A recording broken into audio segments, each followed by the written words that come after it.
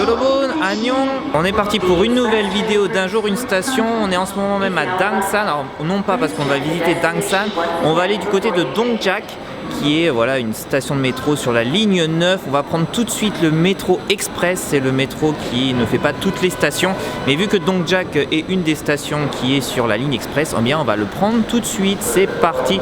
Aujourd'hui on va voir pas mal de choses et surtout quelque chose d'assez particulier. Vous allez voir, on est parti.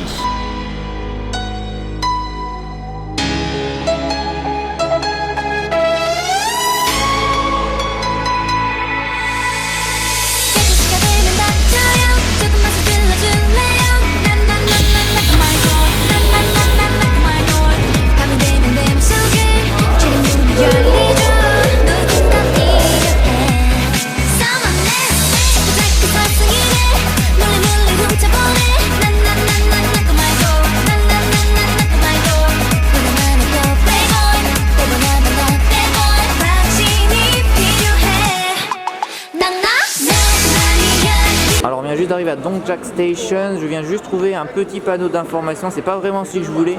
Celui que je voulais c'était celui qui montrait toutes les sorties avec toutes les choses à visiter. Mais en gros à Dongjak Station vous avez quoi?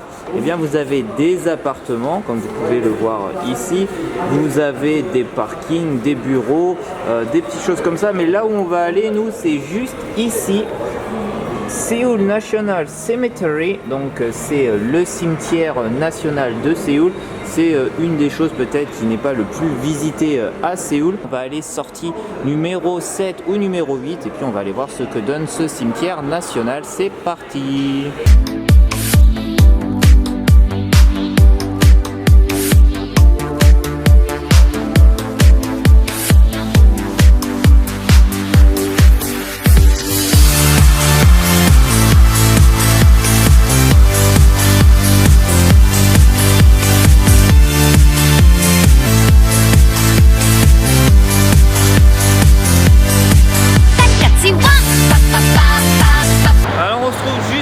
À la sortie numéro 8 de la station Dongjak Station. Clairement de ce que j'ai pu voir sur le plan, c'est la seule chose qu'il y a à faire, c'est d'aller au cimetière national de Séoul. Mais apparemment c'est quand même une chose à aller voir. Juste derrière moi vous voyez c'est un énorme boulevard qui traverse tout Séoul. Et donc juste là derrière moi c'est le début du cimetière national de Séoul. On y va tout de suite, on va voir ce que ça donne ensemble.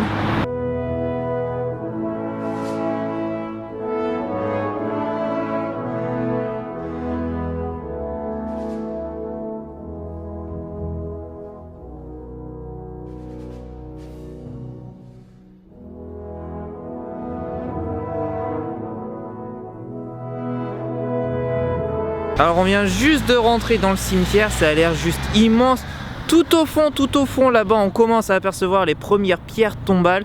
On va marcher un petit peu, on va voir ce qu'il y a. Je pense pas qu'il y a énormément de choses à voir, mais je pense que c'est plus voilà, un lieu assez historique, assez beau même il faut dire. On va marcher tranquillement, on va prendre de bonnes vidéos je pense, de superbes vidéos, un peu de musique. Et vous verrez l'ambiance un peu du cimetière national de Séoul.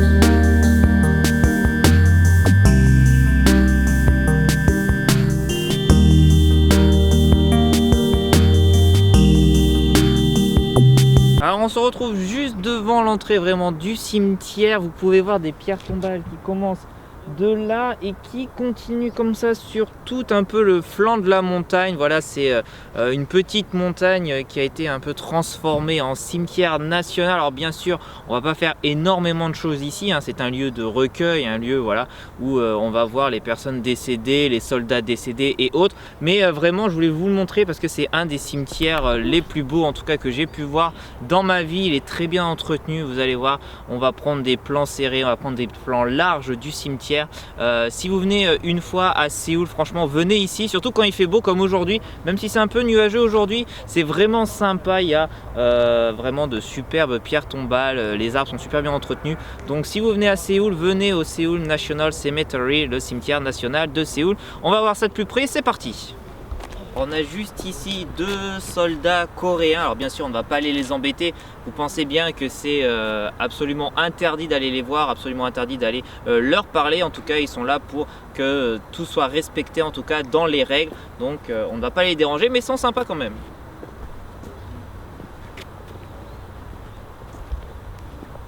Alors vu que l'on est dans un cimetière un peu historique, eh bien on va faire un peu d'histoire aujourd'hui. On se retrouve devant un mémorial, devant le mémorial des 10 bombes humaines. Alors pourquoi les 10 bombes humaines? Eh bien en 1949, la Corée du Nord a attaqué la montagne Songgak, qui est une des montagnes en Corée, et en gros ils ont réussi à prendre cette montagne, et les Sud-Coréens n'ont pas du tout apprécié, et pour reprendre on va dire la base militaire adverse, 10 valeureux soldats du 1er régiment sont venus en tout cas jusqu'à cette montagne équipés de bombes sur eux, et ils se sont fait exploser. Voilà, les 10 personnes se sont fait exploser comme des kamikazes pour récupérer cette montagne et pour détruire un peu l'ennemi nord-coréen. Et en 1955, eh bien, ils ont construit ce mémorial pour remercier les 10 soldats qui sont morts pour leur patrie. Donc c'est assez sympa. On apprend de l'histoire, et oui, on apprend de l'histoire sur cette chaîne YouTube. Allez, on continue, on va voir ce qu'il y a dans ce cimetière.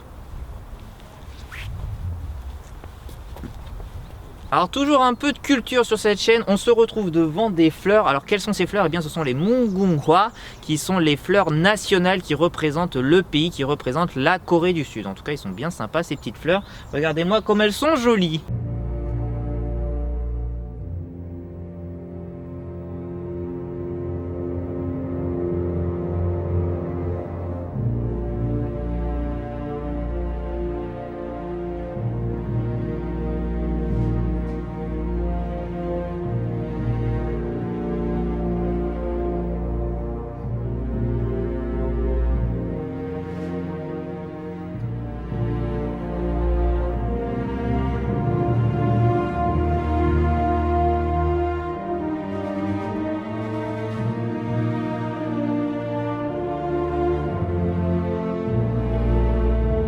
Alors on se retrouve devant une pierre tombale totalement atypique de ce cimetière national de Séoul. Par exemple, on est devant la pierre tombale de Min Kyung-chil Haemyo, donc qui est la pierre tombale de Min Kyung-chil.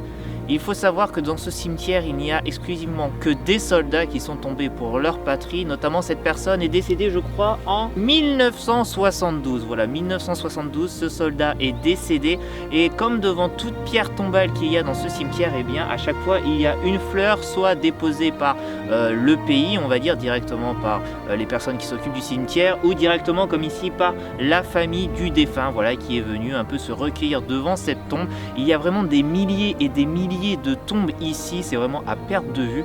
On va pas trop déranger bien évidemment les morts, hein, on ne va pas trop s'appuyer dessus, mais en tout cas c'est vachement joli, c'est vraiment sympa que le pays voilà, fasse cette petite gloire pour leurs propres soldats. Alors il reste des parcelles voilà un peu vides, c'est pour les soldats futurs voilà qui vont tomber pour leur pays. Eh bien ils viendront dans ce cimetière, il y a toujours de la place pour les héros en Corée du Sud. Alors on est arrivé devant une pierre tombale un peu particulière qui est assez différente de toutes les pierres tombales que l'on pouvait voir avant. Cette fois-ci vous pouvez voir un peu l'amas de terre qu'il y a à côté de la stèle. Je pense que c'est un des généraux ou un des soldats assez importants qu'il pouvait y avoir dans l'armée. Il a eu le droit à cette pierre tombale un peu distinctive. Les Coréens eux sont toujours un peu comme ça avec la petite motte de terre. Voilà, c'est un peu la pierre tombale traditionnelle coréenne. Lorsque vous allez un peu en campagne, vous pouvez voir dans les montagnes parfois ces amas de terre, et bien ce sont des pierres tombales. Ce n'est pas juste seulement de la terre, c'est vraiment quelque chose de très religieux et c'est un peu comme ça que les Coréens s'enterrent. En tout cas, ils ont toujours leur petite hutte de terre au-dessus d'eux.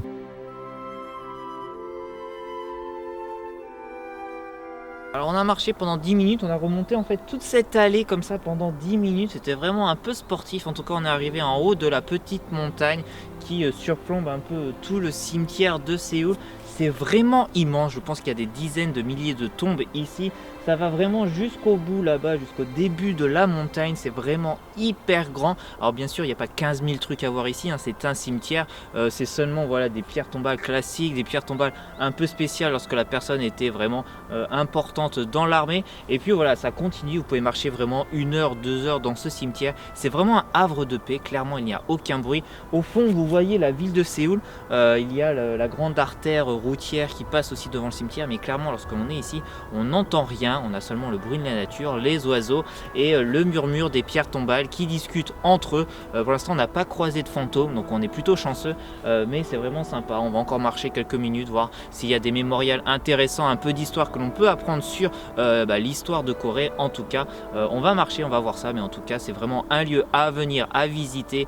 C'est vraiment très beau et je vous le conseille absolument.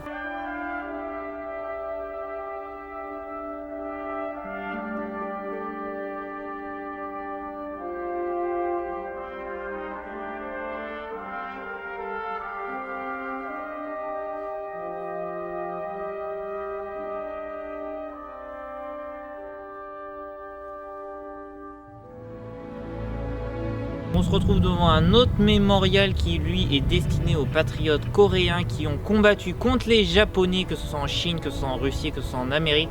Et bien tout a été érigé pour eux, ça a été spécifiquement fait pour eux. C'est comme ça que la Corée a pu encore avoir sa liberté. Tous les corps qui ont été retrouvés et qui ont une descendance, et bien sont ici, voilà, devant des pierres tombales complètement typiques coréens. Et pour ceux dont ils n'ont aucune descendance et qui n'ont pas été retrouvés, et bien vous avez un mur, voilà, de mémorial avec tous leurs noms qui ont été signés, qui ont été désignés en tout cas, et c'est vraiment magnifique. Cet endroit est vraiment plein de paix, vous avez aucun bruit, c'est vraiment reposant, c'est vraiment sympa à aller voir. Je vous conseille vraiment de venir, vous apprendrez beaucoup de choses sur la Corée, sur les guerres notamment qu'il y a pu avoir avec la Corée du Nord, avec les Japonais. Et c'est vrai que la Corée, c'est vrai que c'est bien pour la fête, c'est bien pour la bouffe, c'est bien pour énormément de choses, mais un peu d'histoire ça fait pas de mal aussi à vos petits cerveaux. Et oui, je sais que c'est toujours intéressant d'apprendre un peu plus chaque jour sur la culture coréenne.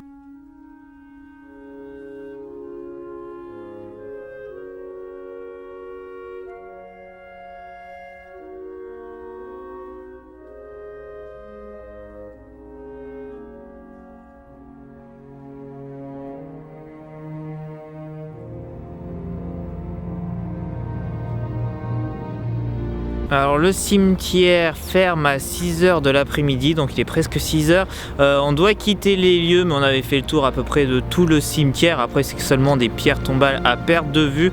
Voilà, j'espère que cette petite vidéo vous a plu. N'hésitez pas à l'aimer, à la partager avec vos amis, à laisser un petit pouce bleu ou un petit commentaire. Ça fait toujours plaisir de voir votre soutien. La semaine prochaine on ira dans un endroit un peu plus sympathique, mais je voulais vraiment vous présenter cet endroit car je trouve que pour moi, eh bien, c'est vraiment un endroit à visiter, vraiment qui respire la paix, qui respire la tranquillité. Donc n'hésitez pas à venir, c'est à Dongjak Station, ligne numéro 9. On se retrouve la semaine prochaine pour de nouvelles vidéos. Nei tashi mannayon, annyeong.